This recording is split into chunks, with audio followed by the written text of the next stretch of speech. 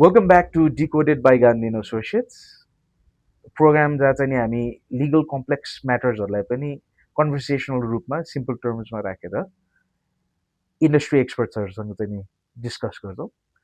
आजको टपिक चाहिँ नि क्रस कटिङ मोस्ट इन्डस्ट्रिजलाई एप्लिकेबल ग्रोइङ इन्डस्ट्रिजलाई even more so employment law related म्याटर्समा के हो मिसकन्डक्ट भनेको, खराब आचरण भनेको, र नेपालमा कोही मान्छेले मिसकन्डक्ट गर्यो डिसिप्लिनरी एक्सन गर्नुपर्ने फायर गर्ने भन्ने कन्टेक्स्टमा हाम्रो जुन डिस्कसन चलेर हुन्छ कसरी गर्दो रहेछ, के हो प्रक्रिया। कतिपय टाइममा हामीले सुन्दाखेरि चाहिँ नि केस स्टडिजहरू मिसकन्डक्ट थियो, ग्रस मिसकन्डक्ट भन्छ नि, एकदमै गर्नै नहुने एकदम सिरियस मिसकन्डक्ट हुँदाहुँदै पनि स्टाफलाई फायर गर्दाखेरि पछि ऊ लेबर कोर्ट गयो, मुद्दा चल्यो र उसलाई रिहायर गर्नु पर्यो भन्ने क्वेसनहरू पनि सुन्या छ। सो नेपालमा मान्छेहरूलाई त जस्ट जे गरे पनि हायर फायरै गर्न सकिँदैन भन्ने एउटा कन्सेप्ट जुन छ त्यो मिसकन्सेप्सनलाई अलिक क्लारिफाई गरौँ र इन्डस्ट्री एक्सपर्टको के हो राय, कसरी चल्दो रहेछ भनेर आज बुझौँ। सो सुरेशजी हाम्रो recurring guest on the episode, welcome back Sureshji. धन्यवाद। सो सुरेशजी पहिला हामी यसो गरौँ त, आज सुरेशजीको एक्सपर्टिजै भएपछि त खराब आचरण भनेको नै के हो लेबर एक्टको कन्टेक्स्टमा चाहिँ नि? हजुर, एक्सपर्ट चाहिँ भन्नुभयो होइन।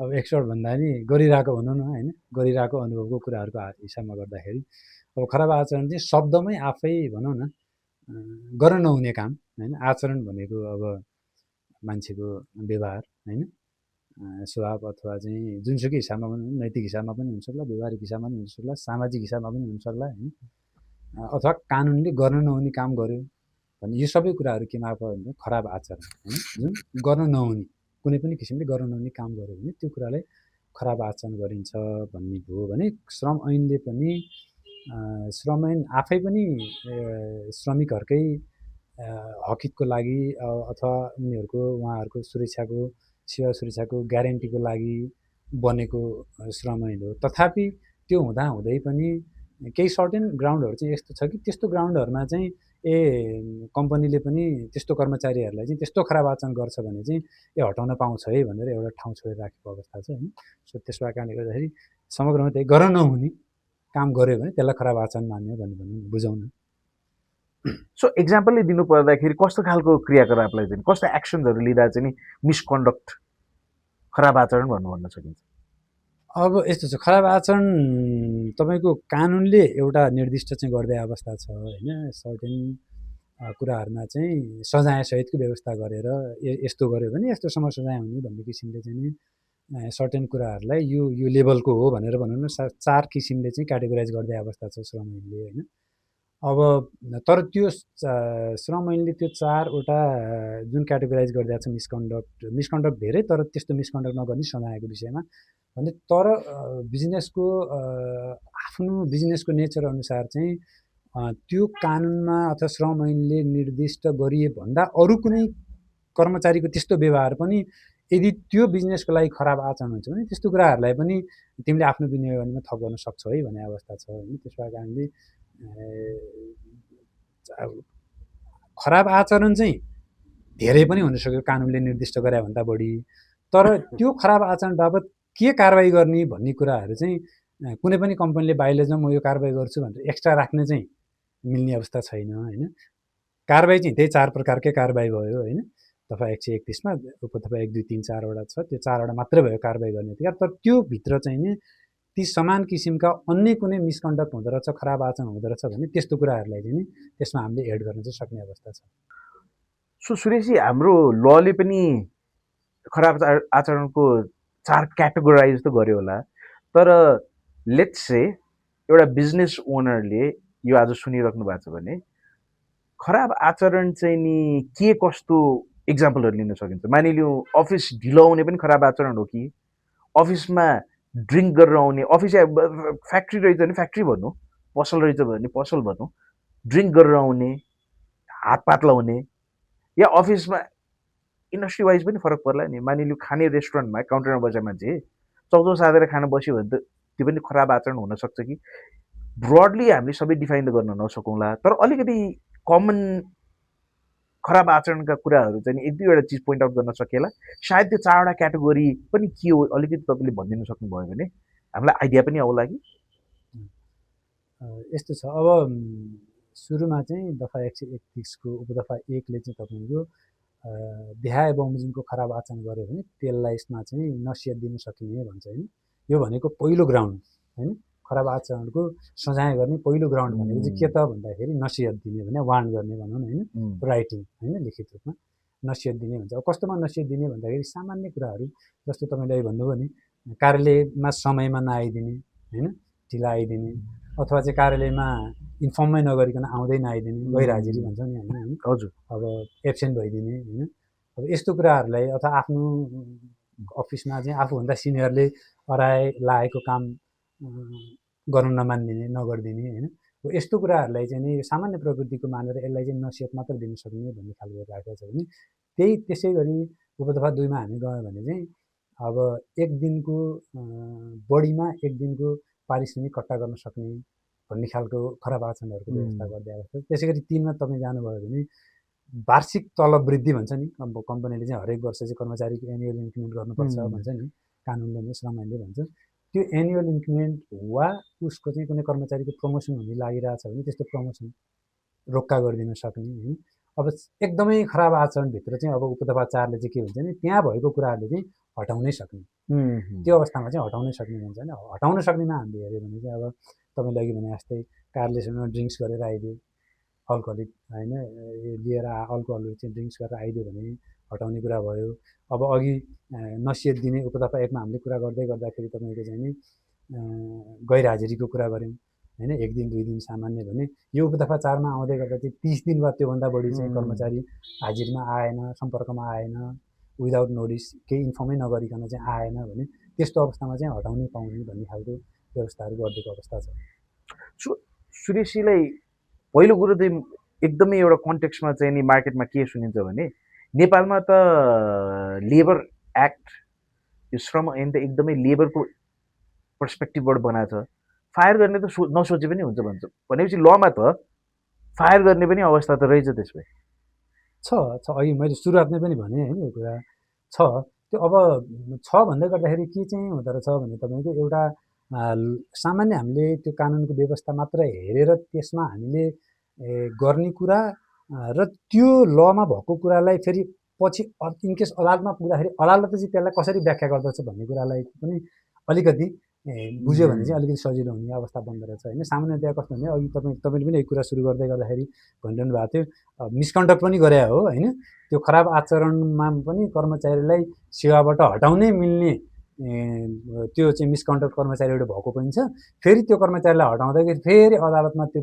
कुरा पुग्दाखेरि चाहिँ श्रम कार्यालयले अथवा चाहिँ श्रम अदालतले त्यसलाई चाहिँ फेरि कर्मचारीलाई पुनर्बहाली गरिदिएको अवस्था पनि छ होइन त्यो चाहिँ कहाँ हुँदो रहेछ भने तपाईँको टेक्निकल्ली त्यो कर्मचारीलाई हटाउँदै गर्दाखेरिको प्रक्रियाहरू पुरा गर्यो कि गरेन भन्ने कुरालाई चाहिँ नि भोलि बिहान अदालतले हेर्ने अवस्था रहेछ होइन जस्तो हाम्रो श्रम ऐनले नै के भन्छ भने हटाउनलाई मात्र होइन मैले भने दफा 131 को त्यो 4वटै जुनसुकै हामीले सजाय चाहिँ कर्मचारीहरूलाई गर्दै गर्दाखेरि चाहिँ नि कम्तीमा पनि हामीले पुर्याउनु पर्ने प्रक्रिया चाहिँ के हो त भन्दाखेरि पहिला त्यो कर्मचारीलाई त्यो कारबाही गर्नको लागि अथवा त्यो मिसकन्डक्ट कर्मचारीले गरेको हो कि होइन पहिलो कुरा त उसलाई कारबाही गर्नलाई उसले मिसकन्डक्ट गर्यो कि गरेन भन्ने कुरा पहिला त त्यो भेरिफाई हुनु पर्यो त्यो पुष्टि हुनु पर्यो होइन त्यसको लागि चाहिँ के गर्नु पर्यो त पहिला यस्तो यस्तो तिमीबाट चाहिँ नि तपाईँबाट यस्तो यस्तो खालको चाहिँ मिसकन्डक्ट हुन आएको भन्ने जानकारी नहुन आयो होइन त्यसै कारणले यो घटनाको सम्बन्धमा के भएको यथार्थ विवरणसहित चाहिँ यसरी 7 दिनभित्र भनेर कम्तीमा लले चाहिँ कम्तीमा 7 दिनको सूचना दियो है भन्छ कि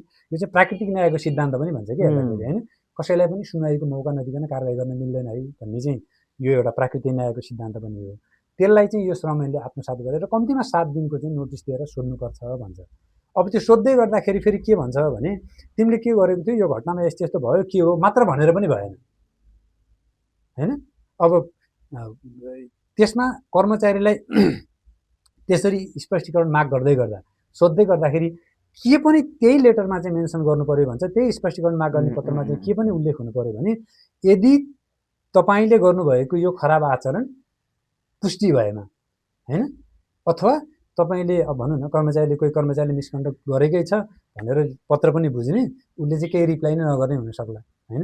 अब त्यो अवस्थामा त्यो सबै बेहोरा खुलाएर यदि तपाईँले चाहिँ त्यो मिसकन्डक्ट गरेको पुष्टि हुन आएन अथवा तपाईँले यो पत्र बुझेर प्राप्त गरेर पनि कुनै यसको रिप्लाई गर्नु भएन भने चाहिँ तपाईँलाई यो श्रम ऐनको दफा 131 को यो उपदफा बमोजिमको मिसकन्डक्ट खराब आचरण मानेर यो दफा अनुसारको तपाईँले चाहिँ कारबाही हुन्छ है भन्ने कुरा पनि त्यही लेटरमा खुलाइदिनु पर्यो भन्छ कि होइन। अब सामान्यतया त्यहाँ त्रुटि भइरहेको हुन्छ मान्छेहरूको, कम्पनीहरूको कुनै पनि हाम्रो सामान्यतया कुनै पनि कम्पनीको ह्युमन रिसोर्स डिपार्टमेन्टले यो कामहरू गरिरहेको हुन्छ होइन। कतिपयमा चाहिँ त्यो डिपार्टमेन्टै हुँदैन, कहीँ एकाउन्टेन्टबाट भइरहेको हुन्छ होइन, कहीँ एडमिनिस्ट्रेसनबाट भइरहेको हुन्छ होइन।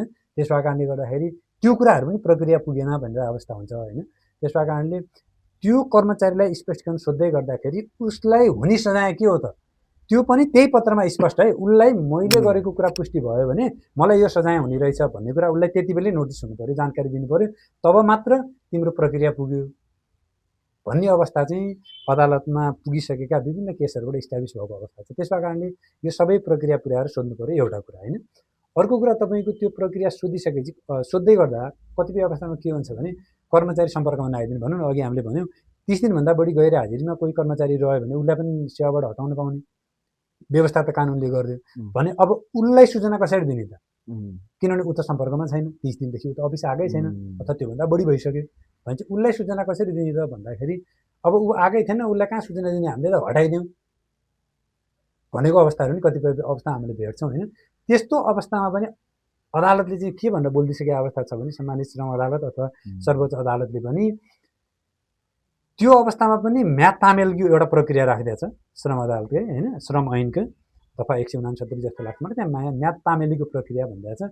त्यो प्रक्रिया अनुसार चाहिँ सम्बन्धित कर्मचारीको ठेगानामा चाहिँ घर ठेगाना अथवा उसले कम्पनीलाई उपलब्ध गराएको उसको घर ठेगानामा चाहिँ उसलाई त्यो सोधिएको पत्र चाहिँ हामीले कुरियर मार्फत चाहिँ पठाउनु पर्यो होइन। त्यो कुरियर मार्फत पठाउँदै गर्दा पनि भोलि बिहान उसले बुझ्ला नबुझ्ला त्यो ठेगानामा पुग्न सक्ला पुग्न नसक्ला, सँगै के पनि गर्नु पर्यो त भने त्यो पत्रलाई चाहिँ कम्पनीले आफ्नो सूचना पार्टीमा सम्बन्धित कम्पनीले आफ्नो सूचना पार्टीमा कम्तीमा 3 जना कर्मचारीको रोअबरमा त्यो सूचना चाहिँ तिमीले सूचना पार्टीमा टाँस गर, त्यसको एउटा मुचुल्का गर र त्यो बेहोरा श्रम कार्यालयले पनि जानकारी गराऊ भन्छ। अब यो सबै प्रक्रिया पुरा गराएर हामीले त्यो सोधेपछि पनि त्यति गरेपछि पनि अब उसले त म्याद बुझ्या त छैन, उसकहाँ पुगेकै छैन, किनभने ऊ लिन आएकै छैन, कुरियर गरेर हामीले पठायौँ, गयो गएन त्यो जानकारी पनि छैन। तर हामीले कम्पनीको नोटिस बोर्डमा सूचना पब्लिस गरेर आफ्नो कम्पनीमा कार्यरत 3 जना अरू कर्मचारीहरूलाई त्यसमा चाहिँ सँगै साक्षी राखेर यो मितिमा यो सूचना यसरी प्रकाशित भएको हो भनेर मुचुल्का गरेर त्यो मुचुल्का र त्यो पत्रको जानकारी चाहिँ हामीले श्रम कार्यालयमा लगेर बुझाइदियौँ भने चाहिँ त्यसलाई म्याद तामेल भएको भनेर भन्छ। अब त्यसपछि त्यो कर्मचारीको रिप्लाई आओस् नआओस् त्यो 7 दिनपछि होइन, 7 दिनपछि चाहिँ त्यस उप चाहिँ कम्पनीले निर्णय गरेर बल्ल उसलाई निष्कासन गर्न सक्ने अवस्था राख्छ होइन। त्यसका कारणले यो सामान्य प्रक्रियाहरू ड्यु प्रोसेस चाहिँ पुरा नभएको कारणले गर्दाखेरि होइन, कतिपय अवस्थामा नलेज नभएको कारणले हुन्छ होइन, कतिपय अवस्थामा नलेज हुँदाहुँदै पनि अब यो सबै प्रक्रिया स्टेप 1 स्टेप 2 के हो त भनेर चाहिँ पुरा नभइरहेको अवस्थामा त्यसरी हटाएको अवस्थामा चाहिँ फेरि अदालतमा त्यो केस पुगेर अदालतले चाहिँ त्यस्तो कर्मचारीलाई पनि पुनर्बहाली गरिदिएको अवस्था भएको कारणले गर्दाखेरि यो तपाईँ सुरुमा भन्दै गरे जस्तो चाहिँ हाम्रो कतिपय उद्योगी व्यवसायहरूलाई चाहिँ होइन नेपालको श्रम कानुन त यस्तो छ कि कर्मचारी त एकचोटि अपोइन्ट गरेपछि सक्यो, अब यो हटाउनै सक्दैन भन्ने खालको एउटा चाहिँ त्यो किसिमको एउटा बुझाइ नै छ। त्यो भएको कारणले सुरेशजीले यहाँ भन्नुभयो मलाई इन्ट्रेस्टिङ लाग्यो पोइन्ट। जेनरली लको कन्टेक्स्टमा हामीले नन लयर्सहरूसँग कुरा गर्दाखेरि एउटा जेनरल सेन्टिमेन्ट के आउँछ भने लयर्सहरू एकदम पढ्छन्, लयरहरूलाई एकदम वर्डको शब्द तपाईँको एक्सक्लमेसन होस् कि फुल स्टप हो कि comma every single word every मार्कले फरक पर्छ भन्छन्। कुरा के हो भने लमा चाहिँ नि कुनै पनि केस हरेक इस्युलाई केस वाइजै हेर्ने हो लले, तर केस वाइज हेर्दा पनि हरेक केसको डिफ्रेन्ट नेचर हुनसक्छ। कुनै केसमा ब्ल्याङ्केट राखेर सबैलाई यो अप्लाई हुन्छ भन्नलाई गाह्रो हुन सक्ने कारणले त विवाद उत्पन्न हुन्छ। त्यही विवादलाई निरूपण यसलाई सल्भ गरिदिन त एउटा इन्डिपेन्डेन्ट जुडिसियरी भन्छौँ हामीले, जजहरू या आर्बिट्रेटर, कोही थर्ड पार्टी जो इन्डिपेन्डेन्ट, कोही स्वार्थ छैन कुनै पार्टीसँग, उसले निष्पक्ष रूपमा सुनवाई गरेर यो फेयर हो है, कानुनमा यो छ, यस्तो लेखा छ, कानुन त्यही कारण जेनरली वाइड पनि हुन्छ, त्यो सुनेर फेयरनेसको आधारले डिल गरिदिने हो। लेबर एक्ट स्ट्रङ बन्नु अलिकति पढ्दाखेरि फेभरेबल टु लेबरर्स देखिनुको कारण पनि के हो भने मिसयुज गरियो नि त। पास्टमा त के भयो, बिजनेस ओनर्सहरूले इम्प्लोइजहरूलाई हिस्टोरिकली यो इन्डस्ट्रियल रेभोल्युसनहरूको बेलामा पनि यति एक्सपेन्सन भइरहेको थियो युके, युरोपियन कन्ट्रिज, वेस्टर्न कन्ट्रिजहरूमा फ्याक्ट्रीहरू यति चलिरहेको थियो, कोही मान्छेको हात मिसिनमा गएर काट्यो भने पनि भोलि काम नआइज, तेरो कामै छैन, मिसिन चलाउन सक्दैन। अब त्यो मान्छेलाई लाइफै डेडिकेट गरेर चाहिँ त्यो कम्पनीमा भोलि गएर उसलाई केही पनि प्रोटेक्सन भएन भने उसको त सबै भोलि गएर परिवार मर्ने भइहाल्यो नि। सो यो डेभलप हुँदै आएर फेयरनेस बनाएको हो। सो एक लेभलमा फेयर त आछ, तर यो प्रिन्सिपल एनी लेबरमा होस्, यो लेबरको एक्जाम्पल मैले लिए पनि अदालत कुनैमा पनि हाम्रो लयरको एउटा इम्पोर्टेन्ट पार्ट के हुन्छ नि प्रोसिजर। र नन लिगल नन टेक्निकल मान्छेहरूले किन बुझ्नुपर्छ, यो लयरको एउटा मेजर काम चाहिँ नि प्रोसिजरमा फोकस्ड हुनुपर्ने। प्रोसिजर फलो गरेन भने इक्वल फुटिङमा दुवैजनालाई कसरी ट्रिट गर्ने, कसरी डिल गर्ने। So procedure is absolutely important so that everyone is on the level playing field, on a level playing field. र त्यो लेभल प्लेइङ फिल्डबाट अगाडि बढेपछि बल्ल त जजलाई एउटा युनिफर्म सिस्टममा आउँदाखेरि लिमिटेड नम्बर अफ फ्याक्टमा पनि केस क्विकली हियर प्रोसेस गर्न सक्छ नि। प्रोसिजर भनेकै अर्गनाइज गर्नु पर्यो, एउटा प्रोसेस फ्लो हुनु पर्यो, फाइल गर्नु पर्यो। र यसमा इम्पोर्टेन्ट सुरेशजीले भन्नुभयो भेरी लजिकल नेचुरल जस्टिसको कुरा गर्नुभयो, यो प्रोसिजरमै छ कि पहिला नोटिस दिँदाखेरि पनि उसलाई सुनवाईको मौका दिनु पर्यो। नट ओन्ली सुनवाईको मौका, उसलाई त त्यो चिठीमै तिमीलाई यो आधारले डिसिप्लिनरी एक्सन लिन लाग्छु, यो आउटकम हुन सक्छ भनेपछि we are putting everything open फिल्डमा। यो नेगोसिएसन गेम होइन, यसलाई प्रोसिजर क्लियर बनाइदिएपछि त्यो गेम्स खेल्ने ठाउँहरूबाट बन्द गरेर हो कि उसले थाहा पनि छ के कसलाई गर्नुलाई, र एक्सट्रिम उसलाई हुन सक्ने इम्प्लिकेसन थाहा पाएपछि उसले त्यही आधारले डिफेन्ड गर्छ, रिप्लाई गर्छ। र उसले डिफेन्ड पनि भेरी टार्गेटेड हुन्छ, उसले के सोचेर अनुमान गरेर 15 पेजको म यो पनि डिफेन्ड होइन, फोकस्ड। मैले तिमीलाई यसमा तिमीलाई यसमा मैले अक्युज गरेको छु, तिमीलाई अक्युज गरेको कुरामा उसले चाहिँ नि त्यही पोइन्टलाई मात्रै उसले आफूलाई डिफेन्ड गर्छ। So procedure is very important. त्यसै कारणले श्रम अदालतहरूमा जाँदा पनि प्रोसिजर फलो गरेको छैन भने उल्टाइदिन सक्ने हुन्छ। र यो श्रम मात्रै होइन, हाम्रो नर्मल अदालतमा पनि प्रोसिजर फलो नगर्दाखेरि यो रिस्क हुन्छ इन एनी पोइन्ट। सो यो भेरी भेरी क्लियर, सुरेशजीले थ्याङ्क यू, यो क्लियर बनाइदिनु भयो यसमा प्रोसिजरको। सो एक्चुअल ल नै फेभरको कुरा होइन, ल त निष्पक्ष नै छ, लको प्रोसिजर फलो नगरेको खण्डमा हुने हो। इट इज नट द्याट फायरै गर्न नसकिने। अब एउटा तपाईँलाई मैले यो भन्दै गर्दा मैले एउटा ठ्याक्क सम्झना पनि आयो। एउटा कस्तो पनि भएको थियो भने त्यो मैले पनि हेरेको थिएँ त्यो केस होइन। अब एउटा कम्पनीलाई चाहिँ उसको कर्मचारीले गल्ती गरेको कारणबाट कम्पनीले लगभग 30-35 लाख नै रुपियाँ चाहिँ कम्पनीले कम्पेन्सेसन गर्नुपर्ने अवस्था थियो त्यो कर्मचारीको गल्तीको कारणले। अब कम्पनीले के गरिदियो, स्पष्टीकरण पनि सोध्यो, त्यहाँ स्पष्टीकरण पनि सोधेको छ कम्पनी होइन, यो गल्ती तिमीबाट भएको हो कि नि, यहाँ यस्तो कम्पनीले यो लस बिहोर्नु परेको छ भने स्पष्टीकरण पनि सोध्यो। कर्मचारीले रिप्लाई पनि दिनुभयो। रिप्लाई दिँदाखेरि उहाँले स्वीकार्नु पनि भयो गल्ती होइन, मबाट यो गल्ती हुन गयो, एकचोटिलाई माफ पाऊँ भन्ने उहाँले गल्ती पनि एक्सेप्ट गर्नुभयो हो। तर कम्पनीले ठुलो कम्पेन्सेट गर्नु परिरहेको अवस्था छ होइन, 30-35 लाख भनेर सानो एमाउन्ट पनि होइन। कम्पनीले के गरिदियो त, उसले स्पेसिफिक दिँदाखेरि एक्सेप्ट गरिदियो, गल्ती मबाट भएको माफ गरिदिनु भन्यो, कम्पनीले उसलाई टर्मिनेट गरिदियो होइन। अब त्यो अवस्थामा सम्बन्धित कर्मचारी जानुभयो लेबर कोर्ट होइन। अब लेबर कोर्टले के गरिदियो त भन्दा, तिमीले त्यही अघि मैले हामीले ड्यु प्रोसेसको जुन कुरा गरिरहेको छौँ, हेऱ्यो भने त ड्यु प्रोसेस गऱ्यो नि त, स्पेक्ट्रम सोध्यो नि त। प्राकृतिक न्यायको सिद्धान्त भने कि सुनवाईको मौका देऊ भने होइन, सुनवाईको मौका दियो, सोध्यो नि त तिमीबाट भएको हो कि नि, यस्तो गल्ती हो भने कर्मचारीले एक्सेप्ट पनि गरेको छ।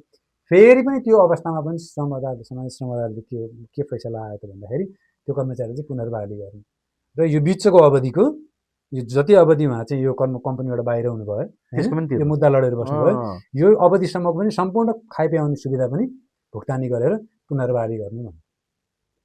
अब क्लाइन्टलाई त चित्त बुझ्दैन होइन, हो गल्ती पनि गरेको छ कर्मचारीले, स्वीकार गरेको छ, राइटिङमा छ त्यो कुरा हो। फेरि पनि मैले यत्रो पैसा तिरिसकेँ, उसको कारणले कम्पनीले यत्रो पैसा कम्पेन्सेट गर्न परिसक्यो, फेरि पनि हामीले मुद्दा हेर्ने होइन, यो त सर्वोच्च जानुपर्छ भनेर आएपछि फेरि हामी सर्वोच्च पनि गयौँ होइन। सर्वोच्च जाँदाखेरि पनि यही कुरालाई हामीले गर्दाखेरि मात्र मिसिङ के थियो त त्यति बेला भन्दाखेरि तिमीलाई यो सजाय हुन्छ है भन्ने कुरा मात्र मेन्सन थिएन चिठीमा। प्राकृतिक न्यायिक सिद्धान्त पुरा भयो, स्पष्टीकरण सोधेको छ होइन, उसले कर्मचारीले पनि एक्सेप्ट गर्यो। तर के चाहिँ छुट्यो त भन्दाखेरि तिमीले गरेको यो मिसकन्डक्ट पुष्टि हो भने तिमीलाई यो सजाय हुन्छ है भन्ने मात्र त्यो चिठीमा परेन। त्यतिको कारणले गर्दाखेरि के भयो त फेरि उसलाई पुनर्बहाली गर्नु भनेर सम्मानित सर्वोच्च अदालतले पनि सम्मानित श्रम अदालतबाट भएको फैसलालाई पनि सदर गर्ने अवस्था छ। त्यो भएर एकदमै यो पत्र काट्दै गर्दाखेरि चिठी काट्दै गर्दाखेरि कर्मचारी सोध्दै गर्दाखेरि चाहिँ यो कुराहरुमा चाहिँ एकदमै ध्यान दिनुपर्ने अवस्था छ। एकदमै इन्ट्रेस्टिङ केस, भेरी। सो सुरेशजीलाई एक कुरा सोधौँ न यसमा फलोअप। मानिलिउँ सो तपाईँले 4वटा क्याटेगोरी गर्नुभयो, त्यो हटाउने कुरा पनि वार्निङ पनि दिनुभयो, प्रोसिजर पनि बुझाउनु, प्रोसिजर फलो गर्नेमा त दुई मत छैन। मानिलिउँ फायर गर्न एलिजिबल नहुने खालको मिसकन्डक्ट छ, एकचोटि अफिस ढिलो आयो, फायर त गर्न नमिल्ला, त्यसमा कानुनकै रूपले पनि उसलाई मेबी एउटा वार्निङ दिने एउटा प्रक्रिया होला। उसले फेरि दोस्रो पटक पनि त्यही गर्यो भने त्यो वार्निङ फेरि दियो भने पनिसमेन्ट बढाउन पाइन्छ होइन? त्यो त यस्तो, अब हरेक कम्पनीले आफ्नो इम्प्लोइको एउटा पर्सनल फाइल त मेन्टेन गरेर बस्या भइहाल्छ होइन, छैन भने नि गर्नु पर्यो, त्यो गरेर राख्नु पर्यो। त्यो गर्दै गर्दाखेरि चाहिँ जस्तो अघि मैले भने श्रम ऐनको 2074 को दफा 131 को उपतपा 4 मा चाहिँ यो मिसकन्डक्ट गर्दाखेरि चाहिँ कर्मचारीलाई सेवाबाट हटाउन मिल्ने भन्ने जहाँ प्रोभिजन छ, त्यहाँ त्यो 7-8वटा प्रोभिजन मध्ये एउटा प्रोभिजन चाहिँ तपाईँले भनेको ठ्याक्कै पनि छ कि त्यो उपतपा 4 भन्दा माथिको उपतपा 1 देखि उपतपा 3 सम्मका मिसकन्डक्टहरू यदि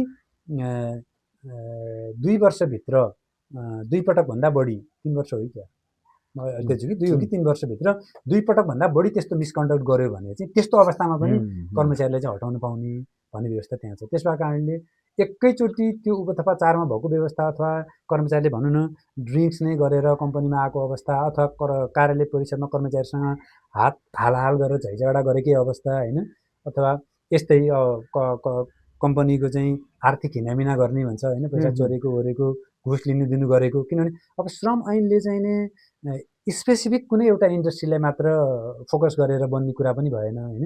अनि सबै किसिमका इन्डस्ट्रीहरूलाई जे आवश्यक पर्छ त्यो सबै श्रम ऐनमा समेटेर पनि सम्भव हुने विषय पनि भएन होइन।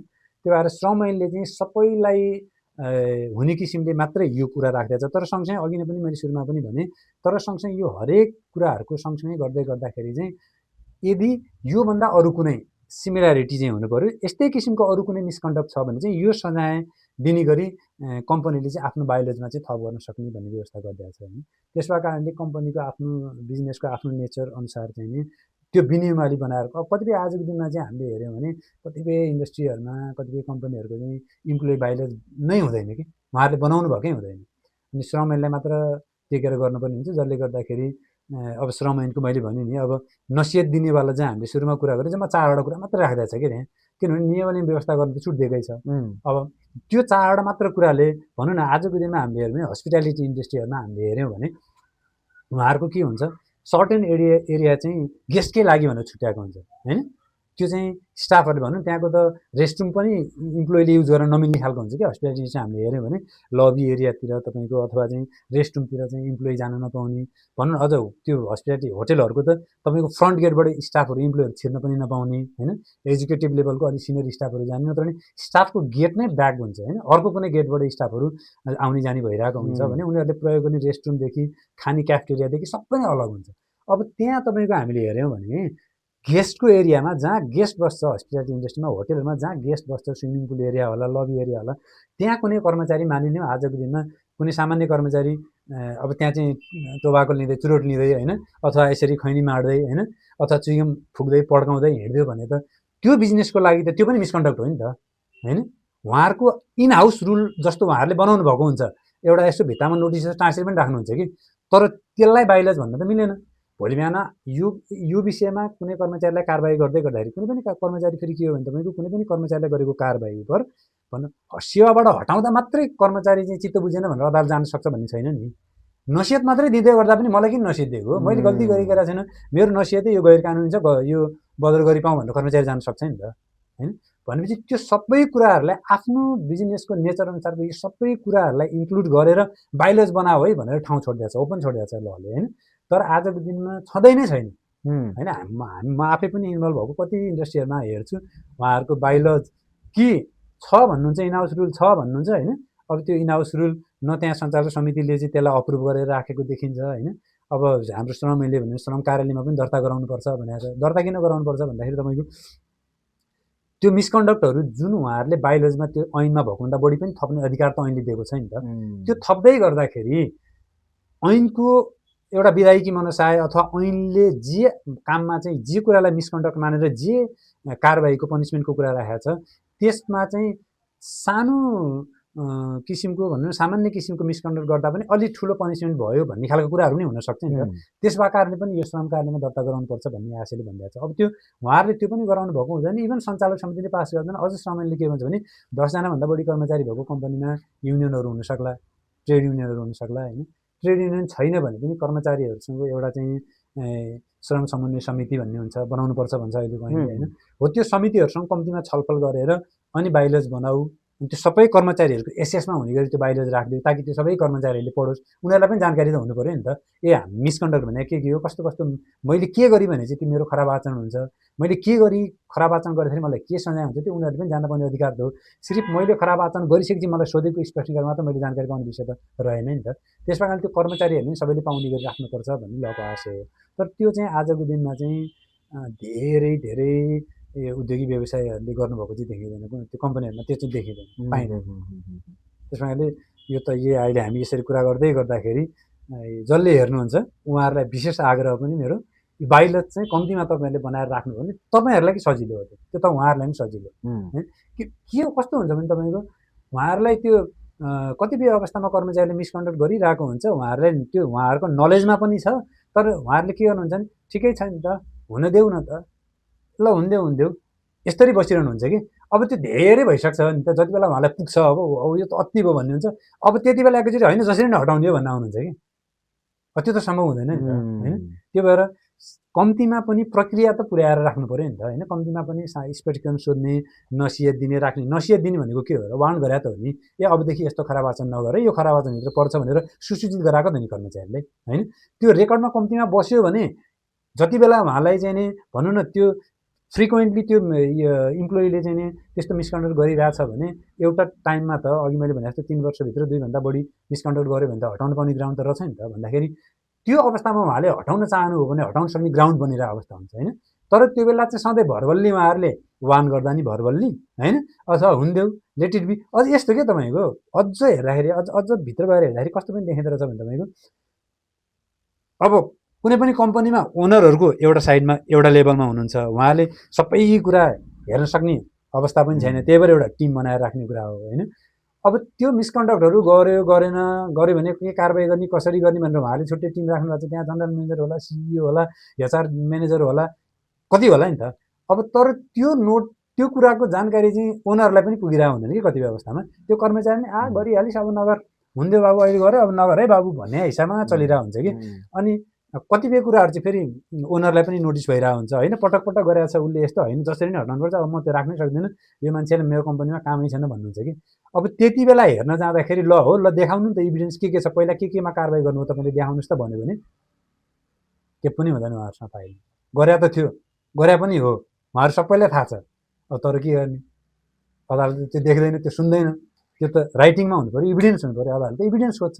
त्यसका कारणले गर्दाखेरि पनि यो भएको कुराहरूलाई जे छ राइटिङमा राख्दै गर्दाखेरि कसैले खराब आचरण गर्यो, नसिहत दिँदै गर्दाखेरि कारबाही नै गर्यो, अब त्यो कर्मचारीको मेरो सम्बन्धै बिग्रियो भन्ने हिसाबमा चाहिँ लिनु हुन्न भन्ने मलाई लाग्छ। कम्तीमा गरेर राख्ने, हटाउनै पर्छ भन्ने छैन नि। त्यो उसलाई वार्न गरेको होइन, नेक्स्ट टाइमदेखि नगर भनेको, नेक्स्ट टाइमदेखि नगर्नु पनि त सक्छ नि। तर जसले गरिरहन्छ, फ्रिक्वेन्टली गरिरहन्छ, उसको आचरण नै त्यस्तै छ भने त कम्पनीको लागि त्यस्तो मान्छे काम पनि हुँदैन होला। एउटा टाइममा हटाउनु पर्छ होला, तर हटाउने बेलासम्म ग्राउन्ड केही पनि हुँदैन, हटाउनै सकिँदैन होइन। त्यसका कारणले यो प्रक्रिया चाहिँ कम्तीमा पनि गरेर एउटा पर्सनल फाइल हरेक इम्प्लोइको गरेर एउटा मेन्टेन गरेर राख्यो भने चाहिँ एउटा यस्तो समयमा त्यो कर्मचारीप्रति त्यो म्यानेजमेन्टलाई दिक्क लागेको अवस्थामा चाहिँ नि त्यहाँ ग्राउन्ड पुगिसकेको छ भने अनि बल्ल हटाउन सक्ने अवस्था बन्छ। नत्र चाहिँ फेरि हो यो श्रम ऐन यति कडा छ कि कुनै पनि हालतमा हटाउन सक्ने अवस्था चाहिँ छैन। त्यो हेऱ्यो भने सुरेशले भने फेरि अघि नै मैले यसलाई फेरि टच अन गर्दा प्रमाण चाहियो, प्रक्रिया गर्नु पर्यो, ह्यान्डबुक बनाऊ, यसलाई म दुई पार्टमा एउटा क्वेसन सोध्छु सुरेशजीलाई अनि एउटा मेरो पर्सपेक्टिभ पनि म अलिकति एड गर्छु यसमा। यो सुरेशजीको पडकास्ट भए पनि मलाई सुरेशजीको सुन्दाखेरि यहाँ कतिपय चिज चाहिँ नि यस्तो पो हो है, यो गर्नुपर्नेको कारण फर्स्ट कमेन्ट चाहिँ नि हाम्रो ल बनेको कारण है फेयरनेसको आधारले हो। इम्प्लोयरले यो मैले अघि नै गेम भन्ने वर्ड युज गरेको थिएँ, यसलाई स्ट्राटेजी कसरी युज गर्ने, यसलाई पुरा जाल कसरी पार्ने, त्यो होइन नि, यो त टिमवर्क हो, एउटै फ्यामिली हो। जो मान्छेले राम्ररी काम गरिरहेछ उसलाई सेफ्टी सिक्युरिटी होस् त्यो काममा, यतिकै नअट्याइयोस् भनेर ल बनेको छ। सिमिलरली ब्याड सिड भन्छ नि कहिलेकाहीँ, काम नगर्नेहरू ब्याड सिड, जो कम्पनी इन्भाइरोमेन्टलाई राम्रो छैन उसलाई कसरी चाहिँ नि डिसिप्लिन गरेर उसलाई कि त राइट लाइनमा ल्याउने, राइट लाइनमा यो मान्छे आउँदैन भने अपर्च्युनिटी दिँदा पनि कसरी हटाउने, टिमबाट चाहिँ कसरी हटाउने, बेसिकली त्यही नै हो। सो सैद्धान्तिक रूपले मैले बुझ्दा पनि ह्यान्डबुक बनाउनुको एउटा रिजन चाहिँ नि सबैलाई अभाइलेबल हुनुपर्ने कारण चाहिँ नि लले दिएको त्यो लमा सबै इन्डस्ट्रीलाई कभर गर्न सक्दैन सुरेशजीले भन्नुभयो जस्तै, आफ्नो आफ्नो कस्टमाइजेसन गरेर सबैलाई अभाइलेबल होस्। यो सरप्राइज अगेन, कोही मान्छेले ए यो नियम थियो बाइ द वे तिमीलाई कारवाही गरेर सरप्राइज नहोस्, सबैलाई थाहा होस्, फेयर होस्। सो सुरेशजीले भन्नुभयो, मेरो क्वेसन चाहिँ नि त्यसपछि फलोअप, हामीले नियम बनाएर मान्छेलाई अब भन्नुभयो नि 131 दफा नै भन्दाखेरि चाहिँ नि ऐनले डिसिप्लिनरी एक्सन चाहिँ नि कसरी लिन्छ, कुन कुन आधारमा, कति ग्राभिटी भनेर कति लेभलको एक्सन लिने भनेर त हरेक लाइन त लेख्न सक्दैन हरेक इन्डस्ट्रीले नबेला। आइटी कम्पनी र जुत्ता म्यानुफ्याक्चर गर्ने कम्पनीको एउटै आचरणलाई नमान्ला। अझ राम्रो इक्जाम्पल त सुरेशजीले भने जस्तै हस्पिटालिटी सेक्टरमा रिसेप्सनमा बसेको मान्छे मजाले चौचो खाँदै गएर यस्तो यस्तो गरेर चेक इन गराउनु बस्यो भने भर्सेस आइटीको अफिस टेबलमा बसेर चौचो खानु भने सेम चिज गर्दा फरक भयो। एउटा माथि डिसिप्लिनरी एक्सन भन्नै मिल्दैन, बिचरा ऊ काम गरिरहेको छ, न कोहीसँग क्लाइन्ट फेसिङ काम छ, no problem. But hospitality front डेस्कमा बसेको मान्छेलाई त्यो चल्दैन, या भान्सामा पकाएर मान्छेले त्यो गरेर खानेलाई मिल्दैन त्यो। सो मान्छेलाई हायर गर्ने कुन लेभलको पनिसमेन्ट लगाउने पनि हामीले एउटा फ्रिडम दिएको छ त्यसमै हरेक कम्पनीलाई त्यो डिफाइन गर्नलाई कुन लेभललाई कति गर्ने भनेर। हजुर, त्यो मैले भने त्यो उपदफा 1, 2, 3, 4 जुन चाहिँ दफा 131 को श्रम ऐनको, अब त्यसमा चाहिँ त्यो जतिवटा भनौँ न, 1 मा 4 वटा गरिदिएको छ, 2 मा त्यस्तै अर्को 6, 5, 6 वटा अर्को छ, त्यस्तै चाहिँ गरेर राख्दै जाँदाखेरि हरेक लास्टमा चाहिँ गएर खण्ड क ख ग हुँदै लास्टमा चाहिँ के भन्छ भने त्यो सम्बन्धित कम्पनीलाई छोडिदिएको छ कि योभन्दा अरू केही आवश्यक खराब आचरण त्यसमा इन्क्लुड गर्नुपर्छ भने कम्पनीले विनियमन गर्न सक्नेछ भनेर राखिदिएको अवस्था छ कि त्यो हिसाबले मैले अघि भने। तर त्यसको ग्राभिटी के हो होइन, जस्तो भनौँ न, नसियत दिने हो कि अब 1 डेको स्यालेरी चाहिँ डिडक्ट गर्ने हो कि अथवा चाहिँ उसको 1 इयर 1 वर्षको त्यो एनुअल इन्क्रिमेन्ट रोक्का गर्ने अथवा बढुवा रोक्का गर्ने हो, त्यसको लागि चाहिँ ग्राभिटी मापन गर्ने कुरा भयो होइन। त्यो कुरा हकसम्म चाहिँ बरु ऐनको भावना अथवा ऐनमा उल्लेख भएको व्यवस्थाहरूलाई हेर्दाखेरि उपदफा 1, 2, 3 को व्यवस्थासम्मको लागि चाहिँ कम्पनीलाई नै फ्री छोडिदिएको जस्तो देखिन्छ, किनभने ल साइलेन्स चाहिँ कहीँ बोला देखिँदैन। तर उपदफा 4 जसले चाहिँ कर्मचारीलाई सेवाबाटै हटाउन पाउने भन्ने अवस्था छ, त्यहाँ पनि त्यो ठाउँ चाहिँ छोडेको अवस्था छ। तर के भन्छ भने सँगसँगै दफा 133 मै जस्तो लाग्छ मलाई, त्यसले चाहिँ के भन्छ भने त्यस्तो खराब आचरण गरेर सेवाबाटै हटाउने खालको व्यवस्था गर्नुपर्ने छ भने चाहिँ कम्पनीको सम्बन्धित कम्पनीको ट्रेड युनियनसँग चाहिँ के भन्छ सामूहिक सम्झौता गरेर होइन, अथवा श्रम कार्यालयको स्वीकृति लिएर चाहिँ त्यो व्यवस्था पनि राख्न पाइन्छ भनेर चाहिँ बोल्दै अवस्था छ। त्यस कारणले त्यो 133 ले 131 को उपदफा 4 अथवा सेवाबाट हटाउने सम्बन्धमा चाहिँ श्रम कार्यालयबाट स्वीकृति लिनुपर्छ भन्दै छ भने उपदफा 1, 2, 3 को हकमा चाहिँ बोल्या छैन नि त। त्यसका कारणले गर्दाखेरि त्यसको ग्राभिटी चाहिँ सम्बन्धित कम्पनीलाई तिमी आफै हेर र तिमी आफै व्यवस्था गर भनेर छोड्या हो कि जस्तो चाहिँ देखिन्छ। एकदमै त्यो धेरै क्लियर भयो त्यो। सो 1, 2, 3 जुन त्यो वार्निङ दिने या उसलाई डिसिप्लिनरी एक्सनमा त्यही तलबहरू इन्क्रिमेन्ट नहुने, बढुवा नहुने, त्यो हदसम्म चाहिँ नि फ्रिडम अलिकति छोडेको छ। तर कामबाट हटाउने जस्तो सिरियस कुरालाई चाहिँ नि सो चेक एन्ड ब्यालेन्स फेरि राख्दैछ, त्यस्तो अनरिजनेबल पनि छैन। आफ्नो युनियनसँग नेगोसिएट गरेर ल्याएर भनेपछि त्यो चेक एन्ड ब्यालेन्स छ नि, युनियनले जे पनि हुन्छ त भन्दैन होला। एकदमै यो पनि एकदम क्लियर। अब सो प्रोसेस पनि हामीले फलो गर्नु पर्यो, सुरेशजीले क्लियर बनाउनु, बेसिक सिम्पल रूपमा राख्दाखेरि उसलाई दिनु पर्यो के कारणले गर्ने, के हुन सक्ने, र उसलाई आफ्नो क्ल्यारिफिकेसनलाई पिरियड पनि दिने हजुर, उसलाई सुनवाईको मौका भन्नु भने उसले आफ्नो पनि पोइन्ट राख्न राख्न पाओस् पाओस् हो त्यो सबै भयो छोटकरीमा त्यो भन्दा नेक्स्ट स्टेप गर्ने कसले यो प्रक्रिया चलाउने कसले ठिक एकदम इन्ट्रेस्टिङ पोइन्ट यो अँ, छुट्टी पनि रहेको विषय रहेछ है हजुर यत्रो हामीले कुरा गरिसक्यौँ यो चाहिँ तपाईँको कस्तो छ भने श्रम ऐनले चाहिँ व्यवस्थापकले भन्छ कि होइन अब व्यवस्थापकले भन्दै गर्दाखेरि चाहिँ श्रम ऐनको तर्फ 136 जस्तो लाग्छ मलाई व्यवस्थापक भन्दै गर्दा यता तपाईँको दफा 2 को परिभाषा खण्डमा चाहिँ कार्यकारी प्रमुखलाई जनाउँछ भन्ने मात्र बोलिरहेको छ 136 जस्तो लाग्छ मलाई त्यहाँ चाहिँ तपाईँको यदि त्यो कम्पनीको कर्मचारी विनियमावली भनौँ न बाइलज इम्प्लोइ बाइलजले चाहिँ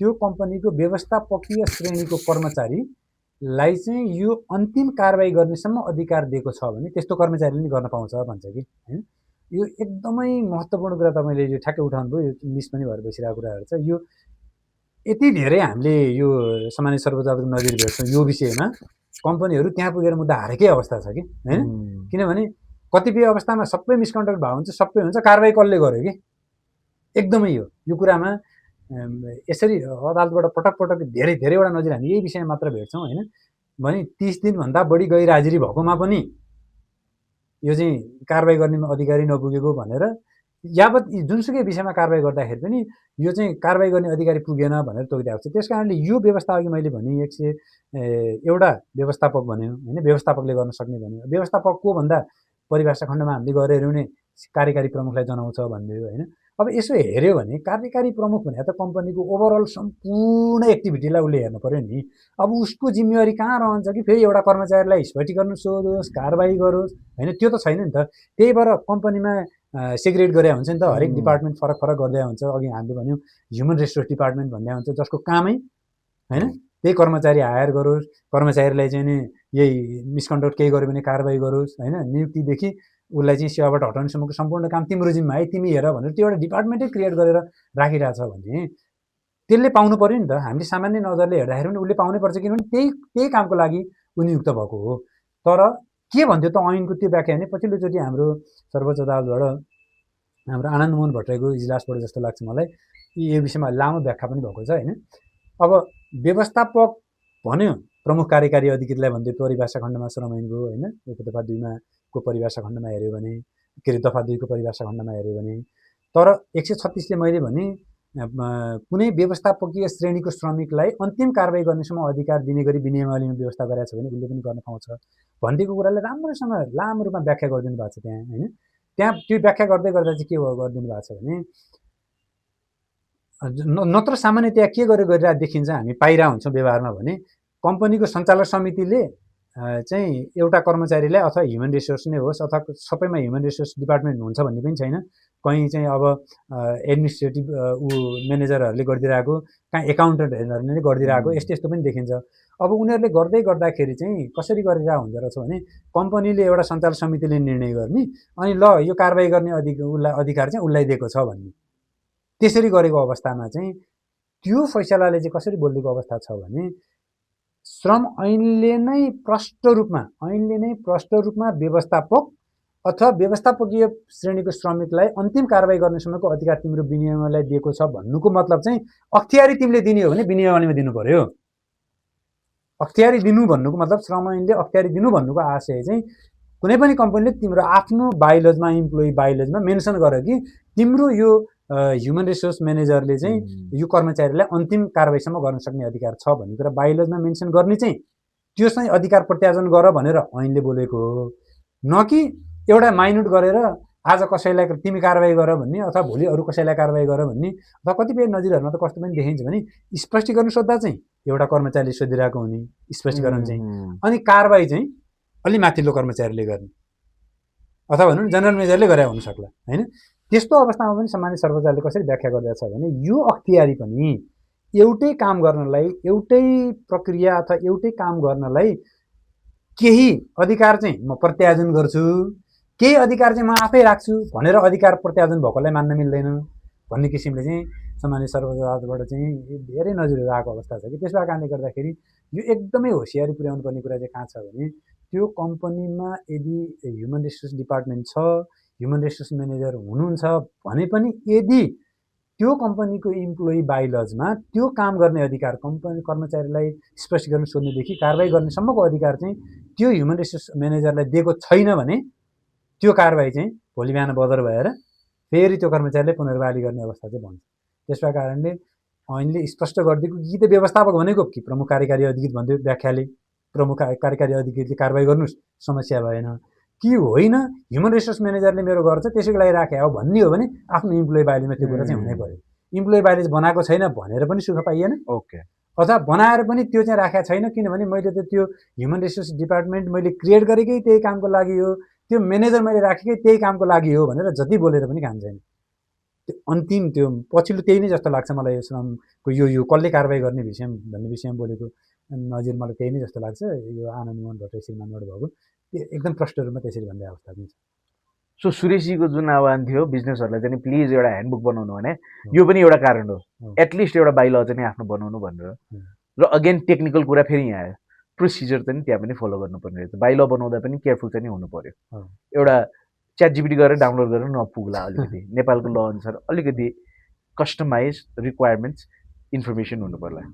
ल अब नेक्स्ट क्वेसनमा जाउँ न त सुरेशजी, कसले कारवाही गर्ने पनि क्लियर भयो हामी, कि त कार्यकारी प्रमुखै हुने भयो, सिओले गर्ला, बाइलज छ एचआर म्यानेजर या के भन्छौँ हामीले, कोही एकजनालाई डेलिगेटेड अथोरिटी होला। तर मिसकन्डक्ट छ 1 वर्ष अगाडिको, आज मैले गर्न पाएँ कारवाही 6 महिना हो कि हदम्याद के छ, टाइम लिमिटेसन पिरियड के छ लमा? हजुर हजुर, यो पनि अर्को इन्ट्रेस्टिङ विषय हो होइन, यो पनि बुझ्नुपर्ने कुरा छ। यो पनि तपाईँको गरिरहेको छ श्रम ऐनले, यसमा पनि व्यवस्था गर्दै अवस्था छ। यो चाहिँ नि सम्बन्धित कर्मचारीले यो मिसकन्डक्ट गर्यो भन्ने कुरा व्यवस्थापनलाई जानकारीमा आएको मितिले तपाईँको 2 महिनाभित्र चाहिँ उसलाई स्पष्टीकरण सोधिसक्नुपर्ने र त्यो स्पष्टीकरण सोधेको अवधिबाट 3 महिनाभित्र चाहिँ कारबाही प्रक्रिया टुङ्गाइसक्नुपर्ने भन्ने व्यवस्था गरिरहेको छ। कतिपय अवस्थामा कतिपय ग्राउन्डमा चाहिँ कर्मचारीलाई भनौँ न कारबाही गर्दै गर्दा निकाल्ने किसिमको भनौँ न खराब आचरण पनि भनौँ न, कुनै कतिपय अवस्थामा त्यो कर्मचारीले गरेको खराब आचरण यस्तो हुन्छ कि फेरि पनि त्यो कर्मचारी भोलि बिहान पनि फेरि कम्पनीमा काम गर्न आइरहेको अवस्था बन्दियो भने उसका सहकर्मी साथीहरूलाई अथवा उसँगै कार्यरत अन्य सहकर्मी साथीहरूलाई नै रिस्क हुने, डर हुने होइन, अथवा उदेखि डर हुने होइन, भनौँ न अब ऐनले पनि व्यवस्था गर्दा कुरा छ त्यहाँ चाहिँ तपाईँको कुटपिटका कुराहरू होइन। अब त्यस्तो कुटपिट गरेर होइन, हात हतियार प्रयोग गरी नगरी जुनसुकै अवस्थामा कुटपिट गरे हुनसक्ला, सेक्सुअल हेरेसमेन्टको कुराहरू पनि छ त्यसमा होइन। अब यस्तो मिसकन्डक्ट गरेको कर्मचारीहरूलाई भोलि बिहान आज कम्पनीले स्पष्टीकरण सोध्दै गर्दा फेरि पनि ऊ ड्युटीमा आइरह्यो भने त त्यहाँको वर्किङ इन्भाइरोमेन्ट त त्यसले पक्कै पनि इफेक्ट गर्छ नि त। त्यो इफेक्ट गर्दै गर्दाखेरि चाहिँ अब अरू कर्मचारीहरूलाई त्यसले इफेक्ट गर्छ भनेपछि म्यानेजमेन्टलाई ऐनले के पनि अधिकार दिएको छ भने त्यस्तो कर्मचारी जसलाई फेरि त्यो मिसकन्डक्ट गरिसकेको उप कारबाही गर्ने प्रक्रिया सुरु गर्दै गर्दा ऊ फेरि पनि ड्युटीमा गर्दै गर्दा ड्युटी आउँदै गर्दा त्यसले चाहिँ त्यहाँको एउटा वर्किङ इन्भाइरोमेन्ट नै खलबल गर्छ अथवा नराम्रो गराउँछ होइन, अथवा चाहिँ नि भनौँ न उस उप लागेको अभियोग जे अभियोग लागेको छ त्यससँग सम्बन्धित प्रमाणहरू चाहिँ उसले नष्ट गर्न सक्ने अवस्था हुनसक्छ भने त्यस्तो ग्राउन्डमा चाहिँ सस्पेन्ड पनि गर्न सक्ने, निलम्बन पनि गर्न सक्ने भन्ने पनि कानुनले व्यवस्था गरिरहेको छ हो।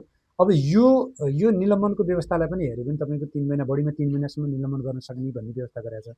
त्यो हिसाबले गर्दाखेरि यो र ठ्याक्कै त्यहाँ ट्याली हुन्छ। उता तपाईँले स्पष्टीकरण सोधेको मितिले 3 महिनाभित्र कारबाही गरिसक्नुपर्छ, सम्पन्न गरिसक्नुपर्छ भन्छ। यता निलम्बनको प्रक्रियामा पनि तपाईँले हेर्नु भने बढीमा 3 महिनासम्म निलम्बन गर्न सक्ने भन्ने व्यवस्था गरिरहेको छ। त्यसै कारणले गर्दाखेरि चाहिँ नि कर्मचारीले यदि कोही कर्मचारीले मिसकन्डक्ट गर्यो भने आजको दिनमा उसलाई स्पष्टीकरण सोध्ने अथवा म्यानेजमेन्टको जानकारीमा आएको मितिले 2 महिनाभित्र कारबाही प्रक्रिया सुरु गर्नु पर्यो, स्पष्टीकरण सोध्ने प्रक्रिया सुरु गर्नु पर्यो। स्पष्टीकरण सोधिसकेपछिको 3 महिनाभित्र चाहिँ कारबाही प्रक्रिया टुङ्ग्याउनै पर्यो। अब 3 महिना व्यतीत भइसकेपछि त्यस्तो अदालत त्यस्तो मुद्दाहरू पनि पुगेर कर्मचारीलाई पुनर्बहाली भएका नजिरहरू पनि हामी भेटाउँछौँ होइन। अब त्यो चाहिँ नि कर्मचारीहरू आउँदै त्यही अघि भने 30 दिनभन्दा बढी गएर हाजिरी भएको भनेर हटाएको केसहरूमा चाहिँ नि धेरै पछि त्यसरी चाहिँ कारबाही गरेर फेरि पुनर्बहाली भएको अवस्थाहरू पनि छन्। त्यसका कारणले गर्दाखेरि त्यो चाहिँ जानकारीमा आएको मितिले 2 महिनाभित्र स्पष्टीकरण सोधिसक्ने पर्यो। स्पष्टीकरण सोध्ने अर्थात् कारबाहीको प्रक्रिया सुरु गरेको मितिले 3 महिनाभित्र कारबाही प्रक्रिया टुङ्ग्याउनै पर्यो, चाहे कारबाही गर्नुहोस् या नगर्नुहोस्। अर्को एउटा कुरा मैले तपाईँले यो भन्दै गर्दा एउटा यो कारबाही गर्ने सिलसिलामा के छ भने ऐनले तपाईँको भनौँ न अघि हामीले भनिरह्यौँ नि श्रम ऐन 2074 को दफा 131 को दफा 1, 2, 3, 4 को कुरा जुन सजायहरूको हामीले कुरा गर्दै गर्दाखेरि एउटा मिसकन्डक्टमा एउटा आरोप मानिलिउँ। आजको दिनमा कोही कर्मचारीले कार्यालय परिसरमा कुनै कर्मचारी अथवा चाहिँ गेस्टहरूसँग कुटपिटै गर्यो, हात हाल्ने अवस्था भयो, झैझगडा भयो भने अब त्यो कर्मचारीलाई हटाउने किन नहटाउने भनेर आजको दिनमा इन्सपेक्सन सोध्दै गर्दा पनि भोलि बिहान भनौँ न कहिलेकाहीँ त्यो घटना कहिलेकाहीँ गर्छु नै इन्टेन्सन मैले भन्नु खोजेको चाहिँ उसको इन्टेन्सन त्यो थिएन, तर नहुँदा पनि कहिलेकाहीँ त्यस्तो घटना घट्न सक्छ नि त। आजको दिनमा कम्पनीले लाग्ला यो मेरो इम्प्लोइ असाध्यै राम्रो इम्प्लोइ हो, एभ्री इयर उसले चाहिँ इम्प्लोइ अफ द इयर पनि पाइरहेको इम्प्लोइ थियो, असाध्यै राम्रो थियो, तर उसबाट एक दिन त्यस्तो घटना घट्न गयो जुन घटना चाहिँ श्रम ऐनको दफा के अरे 131 को दफा 4 बमोजिमको सेवाबाट हटाउने नै खालको पऱ्यो होइन। उसलाई स्पष्टीकरण पनि माग्यो। स्पष्टीकरण उसले दिँदै गर्दाखेरि उसले त्यसलाई रियलाइज गरेर त्यो घटना किन घट्न पुग्यो, मैले त्यो चाहेको थिइनँ, त्यहाँको परिस्थितिले त्यो घटना घट्न सिर्जना गरायो कि उसलाई त्यो बाध्य गरायो कि होइन, चित्त बुझ्दो कारण उसले दिएको छ भने श्रम ऐनले नै के चाहिँ गरिदिएको छ भने तपाईँको त्यो कर्मचारीलाई लागेको त्यो जुन सजाय चाहिँ हामीले तोकेर तिमीले यो मिसकन्डक्ट गर्यो, यो मिसकन्डक्ट गर्दै गर्दाखेरि चाहिँ पुष्टि भयो भने तिमीलाई यो सजाय हुन्छ अथवा तिमीलाई सेवाबाट हटाइनेछ भनेर हामीले स्टेटमा सोध्दै गर्दाखेरि पनि भोलि बिहान त्यो राम्रो कर्मचारी हो भन्ने म्यानेजमेन्टलाई लागिरहेको छ र उसले स्पष्टीकरण पेश गर्दै गर्दाखेरि जेन्युन छ है, उसको कुरा ठिक हो, यो चाहिँ इन्टेन्सनल्ली उसले गरे होइन है भन्ने खालको कम्पनीलाई विश्वस्त भयो भने त्यही सजाय गर्नुपर्छ भन्ने चाहिँ छैन। त्योभन्दा कम सजाय गर्न सक्ने अधिकार चाहिँ नि श्रम ऐनले दिएको अवस्था छ। तर त्यसो भन्दै गर्दाखेरि कम गर्ने अधिकार चाहिँ दिएको छ, तर त्यसो भन्दै गर्दा आज म नसिहत दिन्छु भनेर चाहिँ सोध्ने, तर कारबाही चाहिँ फेरि बढी गर्न चाहिँ फेरि त्यो चाहिँ पाइएन। सो यसले एउटा इन्ट्रेस्टिङ कन्टेक्स्ट छ, फेरि रिजनिङ पनि होला नि, के कारण 3 महिनाभित्र कारवाही गरिहाल्नु गरिसक्नु भनेर ऐनले राखिदिएको के ऱ्यासनल पनि होला नि है। यो त्यो त यस्तो तपाईँको यो श्रम ऐनको हकमा मात्र भएन, अरू पनि कुनै पनि तपाईँको हामीले कानुनी व्यवस्था अथवा कानुनले निर्धारण गरेका कुनै पनि अपराधहरूमा हामीले हेऱ्यो भने हदम्याद भन्ने कुरा कहीँ पनि हुन्छ कि, किनभने त्यो कसैलाई पनि अनन्तकालसम्म भनौँ न मबाट पनि कहीँ कतै कुनै बेला जान अन्जानमा मबाट केही घटना घट्न गयो, मबाट केही अपराध भनौँ न कानुनले निर्धारण गरेको भाषामा मबाट केही अपराध हुन गयो भने मैले अनन्तकालसम्म ओहो मलाई कहिले मुद्दा पर्ला, ओहो मैले कहिले सजाय पाउनुहुन्छ होला भने म सधैँभरि पीडित भएर बसिरहनु भएन कि होइन। किनभने मान्छेबाट त्यो अपराध जन्य घटना हुँदै गर्दा पनि अघि नै हामीले भन्यौँ त्यो एक्सिडेन्टली पनि हुनसक्छ, इन्टेन्सनल्ली मात्र हुन्छ भन्ने छैन नि त। त्यो हुँदै गर्दाखेरि पनि हो भने पनि इन्टेन्सनल्ली होस् वा तपाईँको एक्सिडेन्टली होस्, तर हो भने पनि टाइमली त्यसको चाहिँ अदालतमा गएर उसले टाइममा सजाय सक्यो, किनभने जे पाउँथ्यो पाइसक्यो। तर त्यो नभएर यदि हदम्यादै हामीले राख्दैनौँ भने त के हुन्छ भने त्यो अनन्तकालसम्म मान्छे त जीवनकाल रहेसम्म सधैँभरि उठ्दा के सधैँ सजाय पाएर बसेन मेन्टल्ली होइन भन्नु त। किनभने मान्छेले दुनियाँमा संसारलाई ढाँट्न सक्ला तर आफूलाई त ढाँट्न सक्दैन होइन। उसलाई त थाहा छैन त मबाट यो अपराध कर्म भएको छ भनेपछि ऊ जिन्दगीभर त्यो सजाय त भएर बस्यो नि त उसले। ओहो मैले यो गरेको छु, मलाई कहिले पुलिस लिन आउने हो कि, मलाई कहिले पुलिसले समाउने हो कि, मलाई कहिले कारवाही गर्ने हो कि भन्ने कुरा बाँचिन्जेल उसले त सधैँ सजाय पायो नि। त्यो त मेन्टल्ली टर्चर, त्यो त ठुलो टर्चर भयो नि होइन। त्यसको कारणले गर्दाखेरि श्रम ऐनमा पनि यो राखिदिएको छ र अरू जुनसुकै कानुनमा पनि कानुनले निर्धारण गरेको अपराध कर्मको लागि चाहिँ यदि कसैले उजुर गर्ने हो त्यस उप भन्ने चाहिँ त्यो विषयमा चाहिँ विषय अनुसार हदमा चाहिँ निर्धारण गरेको हुन्छ। यसमा पनि मेरो पर्सपेक्टिभ राइट होला रङ होला, तर कोही मान्छेले केही गल्ती गरेको छ यही कन्टेक्स्टमा मात्रै गर्दा चाहिँ नि इम्प्लोयरले यो मान्छेले केही गल्ती गरेको छ भनेर प्रक्रिया पनि गर्यो, अनन्तकालसम्म राख्न नदिने कारण चाहिँ त्यो मिसयुज गर्न सक्छ नि त। ल आज गरिस् 3 महिना 6 महिना 8 महिना 12 महिनापछि गएर ल त्यो थियो नि त्यो कुरा, त्यो कारणले त आउट या तेरो यो पनिसमेन्टहरू मिसयुज नहोस् भनेर रेगुलेट गरे हो कि ल। र सायद यही कन्सेप्ट चाहिँ नि मेबी क्रिमिनल एरियामा सरकारको साइडमा किन चलाउनु त मान्छे नै हो इभेन्चुली, जति ल भने जति सरकार भने पनि। एनिवेज अब एकदम धेरै चिज त एकदम सुरेशी यसले एकदम फ्रेमवर्कको रूपमा त डिसिप्लिनरी एक्सनको प्रायः मैले कुरा गर्दा साथीभाइहरूसँग मेरो बिजनेसको अक्वेन्टेन्सहरूसँग नि इम्प्लोइमेन्टको कुरामा जेनरली क्वेसन आएर घुमिफिरी ठोकिने यही नै हुन्छ। राम्रो मान्छेलाई कसरी प्रमोट गर्नु भनेर लयलाई कहिले सोध्नु हुँदैन, त्यो भने कन्सल्टेन्टहरू अरू कोही होला नि, त्यो कसरी मैले यसलाई प्रमोट गर्ने र अरूलाई त्यो इन्भाइरोमेन्ट नबिगारौँ यो त्यो भनेर एकदम कन्सल्टिङ रूपमा एचआरको कन्सेप्टहरू छुट्यो होला। हामी कहाँ लयरका कहिले त्यो सोध्न आउँदैन मान्छे। लयरका आउने चाहिँ के हो, यो मलाई निकाल्नै पर्छ, यो मान्छे प्रब्लमेटिकै छ, यो निकाल्दा मलाई के रिस्क हुन्छ, कसरी गर्ने यो नमिल्ने, खालि त्यो नेगेटिभमा आउँछ। अनफोर्चुनेटली हाम्रो पेसा पनि त्यस्तै छ। तर यो आजको सुरेशीले यसरी क्लियर बनाइदिनु भयो कि जुन लयरले शब्दमा हेर्छन् भन्नुभएको छ, सुरेशीले एक्चुअली आज हेरेको आधारले तपाईँको एचआर टिम मेम्बर्स या आफैले पनि यदि कन्सेप्ट बुझ्नुभयो भने मोस्ट लाइकली तपाईँको आजको लेटेस्ट लज नजिर व्याख्या पनि सर्वोच्चको व्याख्याहरूको आधारले पनि प्रोसिजर वाइज चाहिँ कम्पनी सेफ हुने सम्भावना हाई छ यो फलो गर्नु भन्ने प्रक्रिया। So thank you very much Sureshji. तर एक्चुअली कन्क्लुड गर्नु अगाडि एउटा चिज चाहिँ नि सोधौँ न, मानिलिउँ यो होल प्रोसेस गरेर प्रोसिजर गऱ्यो, सबै गऱ्यो, इम्प्लोइ नो प्रब्लम, कहीँ उठेन, लेबर कोर्टमा गयो, लेबर कोर्टमा मान्यो, इम्प्लोइ फायर भयो अरे। फाइनल मेरो क्वेसन, ऊ फायर भएर गइसकेपछि इम्प्लोइ हातुटा केही नगरे हुन्छ कि कुनै लिङ्गरिङ रिस्पोन्सिबिलिटी बाँकी रहन्छ? तपाईँले त्यो यो पनि महत्त्वपूर्णै कुरा हो होइन। यो भन्दै गर्दा मैले तपाईँको यो क्वेसन गर्दा मेरो अलिकति एउटा कुरा पनि दिमागमा के आयो भने, जस्तो कर्मचारीलाई पनि, हजुर, कर्मचारीहरूको तर्फबाट पनि हामी अलिकति इन्डस्ट्री यो ओनरहरूको अथवा इन्डस्ट्रियलिस्टहरूको बेसमा मात्र कुराकानी गऱ्यौँ कि जस्तो लाग्यो मलाई होइन।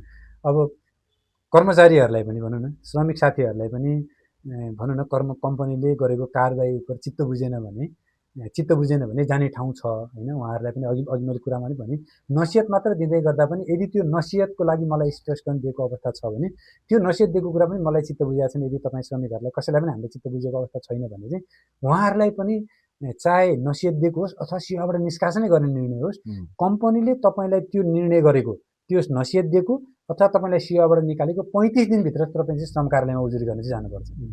उहाँहरूलाई पनि त्यो एउटा अभ्यास चाहिँ छ होइन श्रमिकको तर्फबाट। अब जहाँसम्म तपाईँको अन्तिम कम्पनीको रेस्पोन्सिबिलिटी केही बाँकी रहन्छ कि त अथवा गर्नुपर्ने प्रक्रिया केही बाँकी, एकदम ठ्याक्कै छुटिनसकेको कुरा कन्क्लुड गर्दै गर्दा तपाईँले सम्झिनुभयो।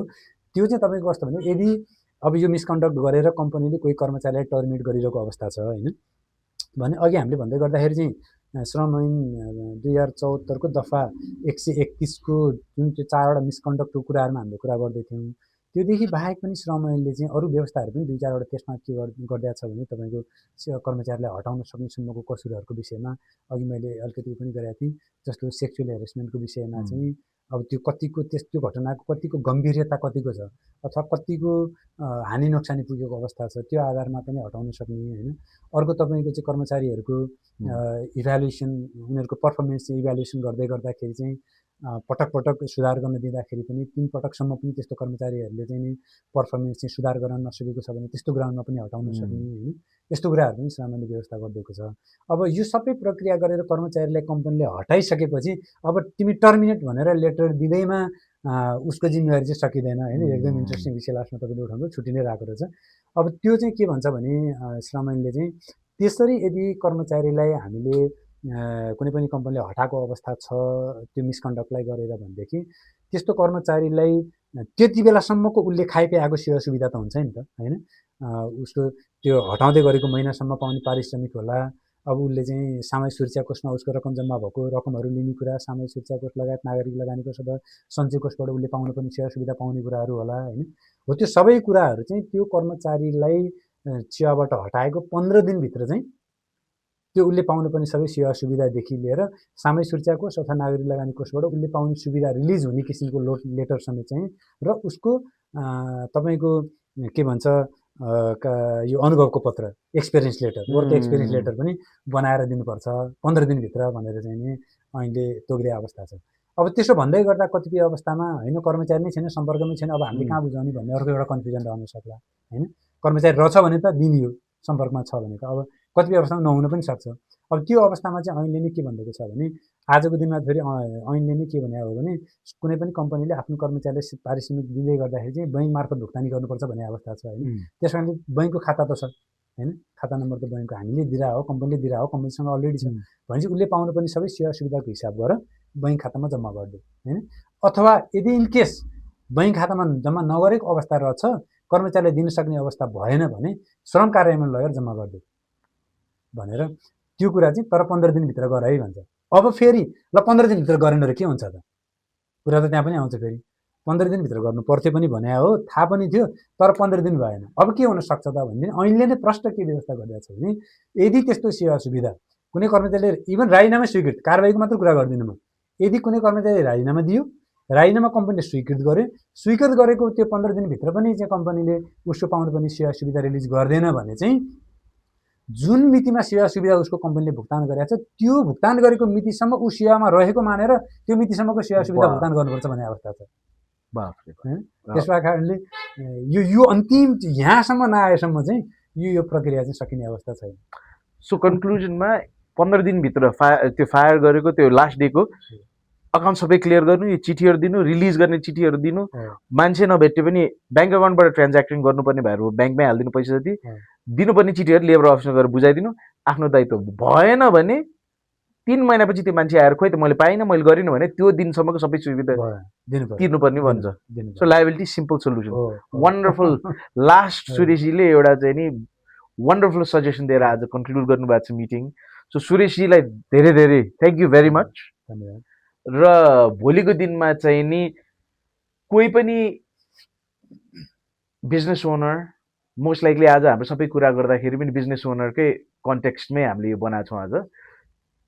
कोही पनि मान्छेलाई लेबर रिलेटेड, अनि सुरेशजीले बाई द वे फाइनलमा ठ्याक्क उहाँले टच गर्नुभएको थियो, डिसिप्लिनरी एक्सनमै हामी आज फोकस गऱ्यौँ, तर अरू ग्राउन्ड्स पनि फायर हुनसक्छ। For example performance based. So यो डिफ्रेन्ट ग्राउन्ड्सहरूमा आज हामी जाँदैनौँ, that is also an area of expertise. Sureshji हाम्रो यो सेक्टरको, यो डिपार्टमेन्टको पार्टनर पनि हुनुहुन्छ, हेड गर्नुहुन्छ। So if anyone needs help in this, please feel free to reach out to us. या Sureshji directly. Thank you so much Sureshji. Thank you.